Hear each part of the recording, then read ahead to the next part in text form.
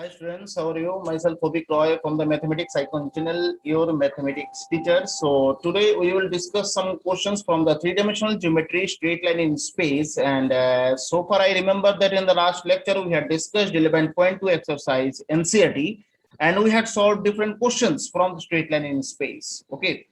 So today we will discuss some questions from NCERT 11.2 exercise and which are very important for the board exams. And just remember one thing, just if you like my videos, then please subscribe, like and share my channel. And without wasting time, just let's start the first question. Okay, शुरू करते हैं first question. NCERT question number 6. NCERT question number 6. ठीक है, NCERT question number 6 क्या है? Find the Cartesian equation of the line which passes through the point -2, 4, -5 and parallel to the line given by. ठीक है, just take your NCERT book and see the question number 6. See question number 6. Okay, NCERT book low, or I think everyone have this NCERT book. Everyone have this NCERT book. It is not actually और जिसके पास नहीं है, I will share the PDF of this NCERT books questions. Okay, so in the description box you can see the questions here. Okay, now the Cartesian equation of the line passes through the point.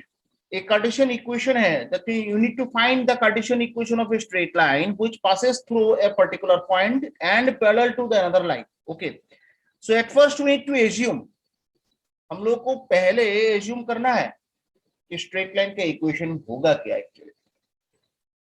Or as we all know, the structure of the three-dimensional straight line is, लिखो, let equation of the straight line, let equation of the straight line, ठीक है, equation of the straight line क्या होता है? x minus x1 by a equals to y minus y1 by b equals to z minus z1 by c. It is your equation number 1.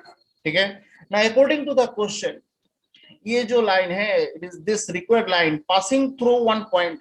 Okay, तो यहाँ पर लिखो since this line passing through the point, since this line passing through the point, passing through the point, एक point से पास हो रहा है, उस पॉइंट का कोऑर्डिनेट है -2, 4, -5. ठीक है, -2, 4, -5. अब हम लोग जानते हैं कोई भी एक स्ट्रेट लाइन अगर एक पॉइंट से पास होता है, उस पॉइंट का जो कोऑर्डिनेट होता है उसको हम लोग क्या कंसीडर करते हैं? x1, y1, z1. That means we can replace this point coordinates in place of x1 and then y1 then z1, right? Okay, just replace it. So from 1 x minus of this by a equals to y minus 4 by b, z minus this by c, right? So that is the equation of the straight line becomes x plus 2 by a, y minus 4 by b, z plus 5 by c. Okay, now I think this ABC values yet to be found. Okay, now you tell me what is ABC? ABC होता है the direction ratios of this particular line. Direction ratios किसका होता है? ये particular line का होता है. ठीक है, और ये जो रिक्वायर्ड लाइन है दूसरे किसी लाइन के साथ अगर पैरेलल हुआ तो दो पैरेलल लाइंस का डायरेक्शन रेशियोस तो सेम होता है. ठीक है ना. तो यहाँ पर क्वेश्चन में बोला गया, देखो parallel to the given line, एक लाइन दिया गया है, ठीक है, इसके साथ पैरेलल है. ठीक है, तो यहाँ पे लिखो ये इक्वेशन नंबर 2 दे दो. line 2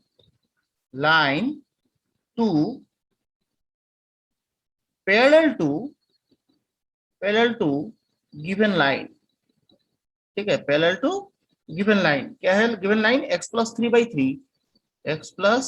3 equals to y minus 4/5 and z plus 8/6।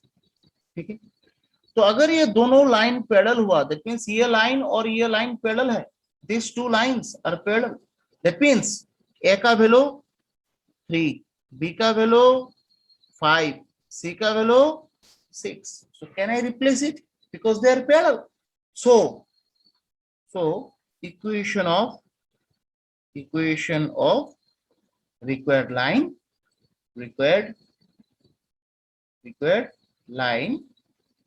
क्या होता है?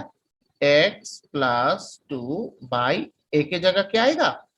3 equals to y minus 4 by 5, then z plus 5/6। ये होता है आपका फाइनल आंसर। ठीक है, बहुत ही सिंपल है। फिर उसके बाद क्वेश्चन नंबर 7 है।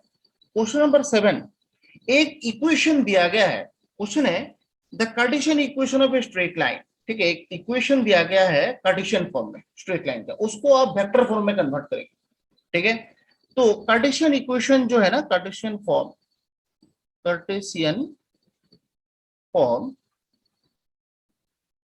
Of straight line. Cartesian form मतलब क्या है? जहां पर ये एक्स वाई जेड इन्वॉल्व होगा, that mean just like that, this formation is called cartesian form. Cartesian form क्या दिया गया? एक्स माइनस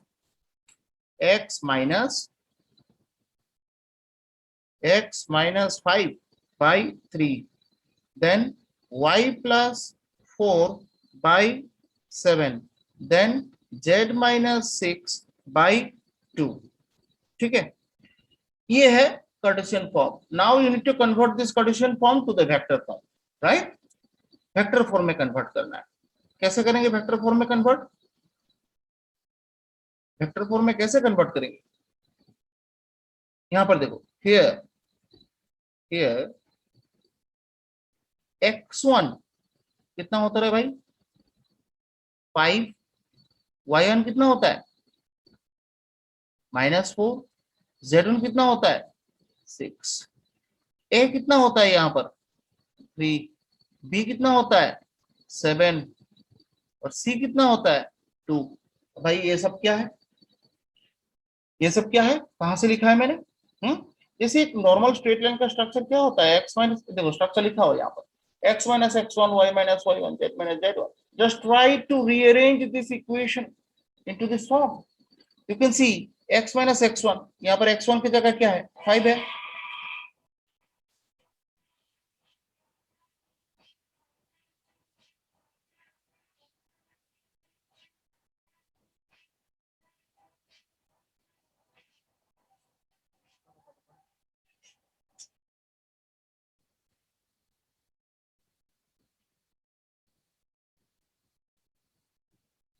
ठीक है, तो यहाँ पर कंपेयर करो y1 के साथ।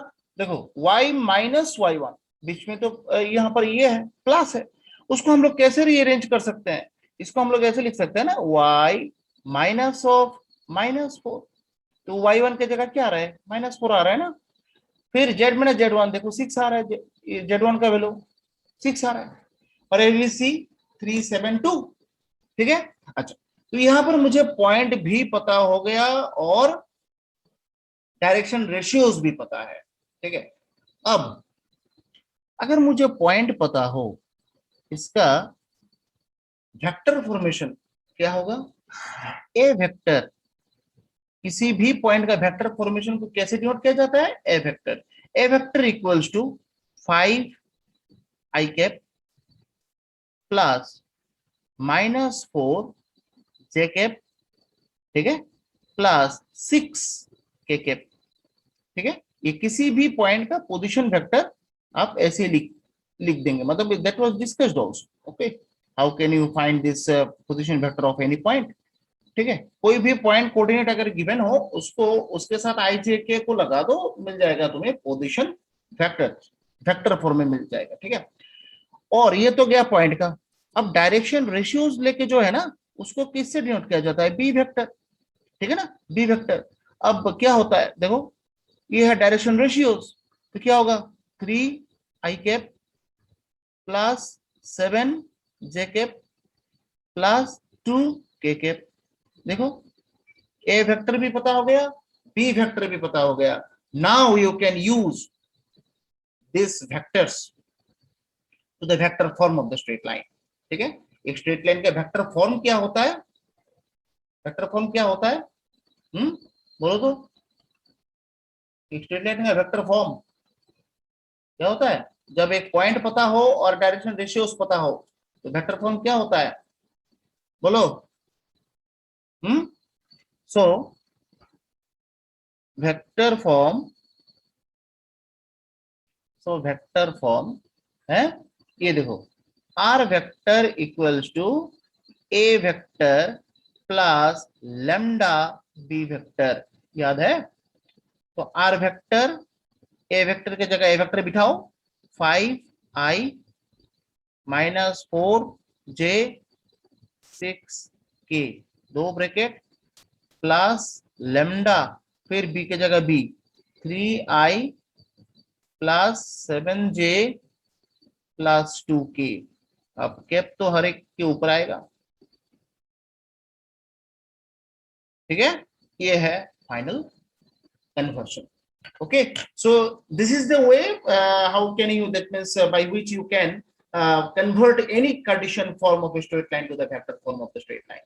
Okay, so remember this thing, this conversion is very very important, vector form to Cartesian form, Cartesian form to vector form. Okay, very important concepts. ठीक है, याद रखिएगा। फिर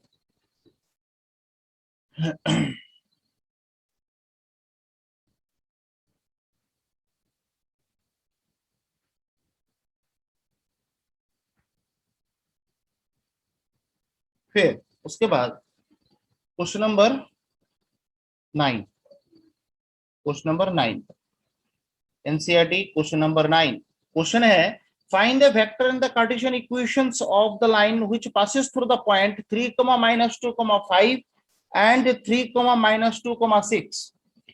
3 गिवन पॉइंट्स, ऐसे लिख लो, given points, given points, given points क्या क्या है, 3, -2, 5, ठीक है, and 3, -2, 6. These 2 points are given. Now you need to find the vector form, the Cartesian form of the straight line passing through these points. ये दोनों पॉइंट से पास हो रहा है, आपको निकालना है। तो यहाँ पर लिखो,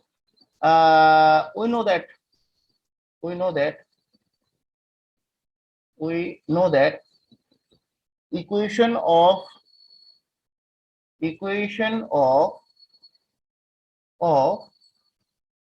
straight line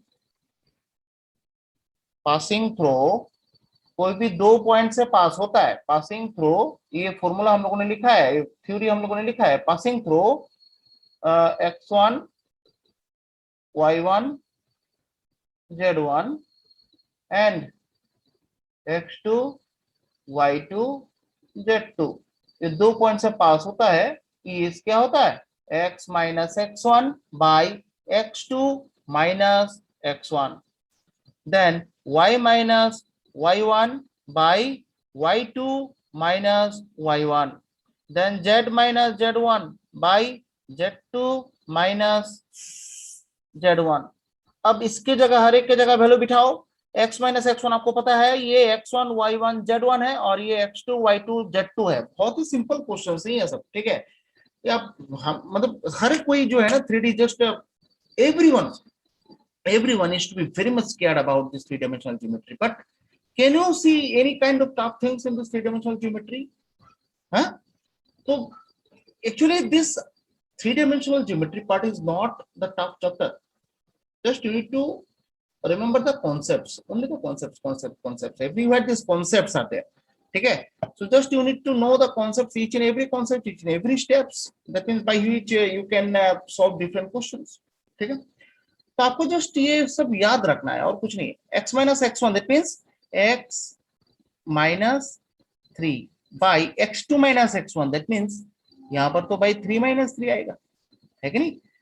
y minus y1 y minus y1 divided by y2 minus y1 equals to z minus z1 divided by z2 minus z1. तो यहां पर तो भाई x minus 3 by 0, ठीक है, y plus 2 by 0, ठीक है, और इधर z plus 5 by क्या होगा 11. ठीक है, ठीक है ना. तो ये होता है आपका कार्टेशियन फॉर्म. आप बोलोगे सर ये जो पार्ट्स है ना, these are all undefined formations, because denominator में यहाँ पर 0 0 आ रहा है. भाई यहाँ पर अनडिफाइंड फॉर्मेशंस नहीं लिखना है, because they are direction ratios, because actually there are no difference between the point coordinates. ठीक है, पॉइंट कोऑर्डिनेट्स के बीच कोई भी डिफरेंसेस नहीं है. That means the direction ratios actually are there is no direction ratios for the X axis and Y axis respectively. तो you can see X axis और Y axis में पॉइंट का coordinate same है, कोई भी differences नहीं है. तो अगर डिफरेंसेस नहीं आ रहा तो डायरेक्शन रेशियो 0 आएगा. तो that's why just you can see direction ratios are 0. ठीक है, तो ये तो मिल गया आपका कार्टेशियन फॉर्म. ठीक है, अब वेक्टर फॉर्म में क्या होगा, वेक्टर फॉर्म में क्या होगा दोस्तों, आपको वेक्टर फॉर्म में क्या करना है, यहां पर देखो डायरेक्ट लिख लेते हैं. आर वेक्टर इक्वल्स टू, पहले क्या आएगा, पॉइंट पॉइंट पॉइंट. यहां पर पॉइंट क्या है, यहां पर फर्स्ट पॉइंट ये देख लो, कोई भी एक पॉइंट ले लो. ठीक है ना. तो यहां पर क्या होगा 3i कैप, फिर -2 j कैप, -5 k कैप, ये गया point, plus lambda into B vector that means direction ratios. तो ये दोनों तो यूजलेस है, सिर्फ रहेगा 11 k कैप. बस ये हो गया आपका ये वेक्टर फॉर्म. बस हो गया, सिंपल है ना, बहुत ही सिंपल है. ठीक है, ओके. फिर क्वेश्चन नंबर 10 का एक करेंगे, क्वेश्चन नंबर 10 उसका एक करेंगे. यहां पर तो डायरेक्ट क्वेश्चन है, find the angle between the pair of lines. दो इक्वेशन, दो स्ट्रेट लाइंस दिया गया है, just you need to find the angle between them. Very simple, direct formula is there. ठीक है ना, एक दो लाइंस के बीच एंगल्स निकालने के लिए आपको तो आपके पास डायरेक्ट फॉर्मूला है. So why should you think about it. So तो जस्ट कोई भी क्वेश्चन लो, हर एक क्वेश्चन तो सेम ही है. 10 का 1 ले लो, दो क्वेश्चन है वेक्टर फॉर्म में. ठीक है, दो इक्वेशंस हैं. R vector equals to 2i minus 5j, ठीक है, plus k plus lambda 3i plus 2j फिर प्लस 6k. फिर दूसरा है आर वेक्टर इक्वल्स टू, दूसरा इक्वेशन है 7i minus 6k, 7i minus 6k plus mu i plus 2j plus 2k. Okay, ये दोनों लाइंस हैं. अब दोनों लाइंस के बीच एंगल निकालना है. ठीक है, तो जैसे कि हम लोग फॉर्मूला जानते हैं, cos theta equals to b1 vector dot b2 vector divided by mod of b1 vector mod of b2 vector. ठीक है, तो b1 वेक्टर, यहां पर b1 वेक्टर कौन सा है, b1 मतलब मैंने बोला था जो डायरेक्शन रेशियोज वेक्टर होगा, ये है डायरेक्शन रेशियोज, ये b1 और ये b2. ठीक है ना, डायरेक्शन रेशियोज लेकर जो वेक्टर्स होता है वही तो b1 और b2 होता है. तो बिठाओ ना यहाँ पर क्या होगा, तो b1 क्या होगा 3i plus 2j plus 6k, ये है b1. ठीक है, dot dot dot b2 vector that means i plus 2j plus 2k divided by mod of B1 है कि नहीं, मॉड ऑफ B1 मतलब क्या होगा, mod of B1 that means root over I J K का coefficient जो है ना उसका whole square, that means 3 square 2 square और इधर 6 स्क्वायर, ठीक है। और सेकंड में 1 स्क्वायर 2 स्क्वायर 2 स्क्वायर, बस हो गया। यहाँ पर तो cos थीटा इक्वल्स टू क्या आएगा, cos थीटा इक्वल्स टू ये आई वाला पार्ट, ओनली आई वाला पार्ट यहाँ पर होगा, ये देखो ये मतलब 3 प्लस 4 प्लस मतलब सेम सेम जो टर्म्स है ना, आई आई फिर जे जे के बीच ही होगा, डिफरेंट उसमें नहीं होगा। तो डिवाइडेड बाई रूट ओवर ये क्या है 9 plus 4 plus 36, 36 plus 4 that means 40 और इधर 49 49 और इधर क्या है 4 4 8 और इधर 9, बस हो गया। देखने में तो बहुत सुंदर लग रहा है यार, 7 और ये 3 और यहाँ पर 16, देखो यहाँ पर क्या होगा 16 और इधर 19, so that means cos theta equals to 19/21, so theta equals to क्या होगा है, यहाँ पर तो मुझे एंगल निकालना है, तो cos को उधर रख के क्या क्या पकौड़ा खाऊंगा क्या, यहाँ पर cos इनवर्स को ऐसे ले लो, हाँ राइट साइड में लेके चले जाओ, बस ये मिल गया आपका angle between this two lines, very simple, एकदम सिंपल है। ये तो वेक्टर फॉर्म के भी मतलब वेक्टर इक्वेशंस के बीच एंगल्स आपने निकाला है, we can find the angle between the two cartesian forms also, cartesian formations अगर दिया जाए उसमें भी आप निकाल सकते हैं, ठीक है। ये क्वेश्चन नंबर 11 में है, कोई भी एक एग्जांपल लो, है दो इक्वेशंस गिवन, दो इक्वेशंस हैं x-2/2 y-1/5 और इधर z+3/-3, ठीक है। और दूसरा इक्वेशन इसकी इक्वेशन नंबर 1 दे दो, ठीक है। दूसरा इक्वेशन है x+2/-1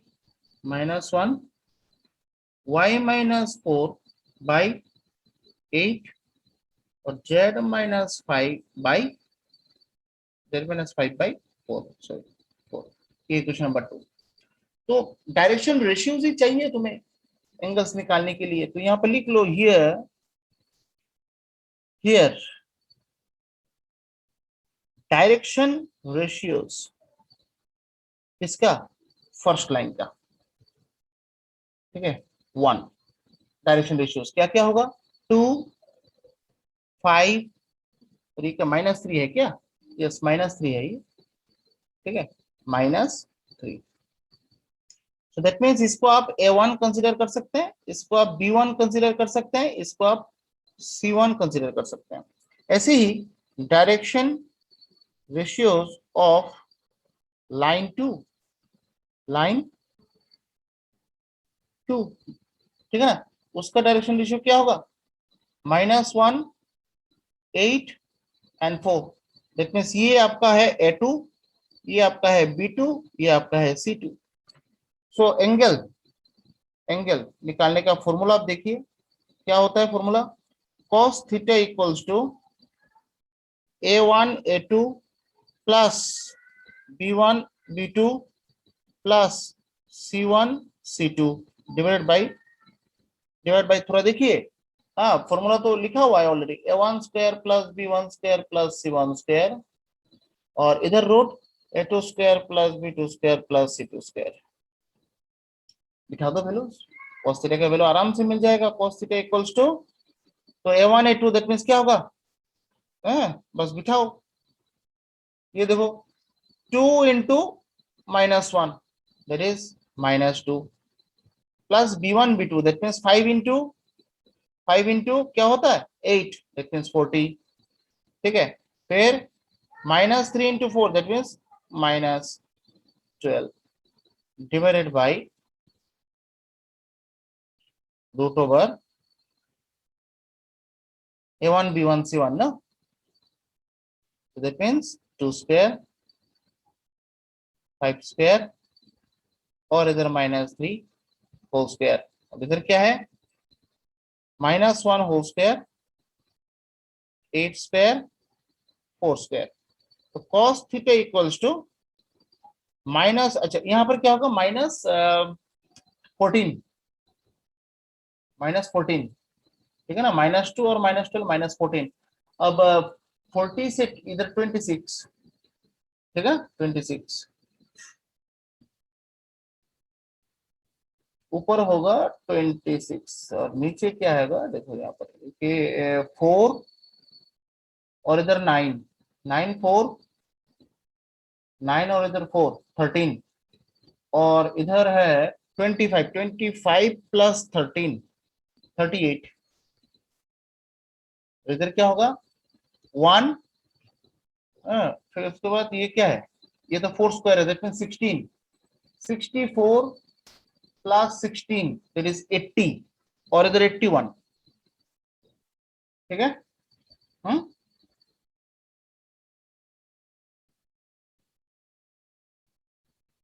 हम्म फिर cos थीटा इक्वल्स टू, बाकी सब तो ठीक ठाक है। हम्म थोड़ा वेरीफाई कर लो, ठीक हो गया। अच्छा यहाँ पर 26 रूट 38 और इधर तो 9, रूट 81 मतलब क्या होता है, 9 होता है। So that means theta equals to cos inverse ऊपर 26 नीचे रूट 38 और एक 9 भी रहेगा, दैट मींस ये, ठीक है। ये होता है दो लाइंस के बीच एंगल, ठीक है। हम्म हो गया ना।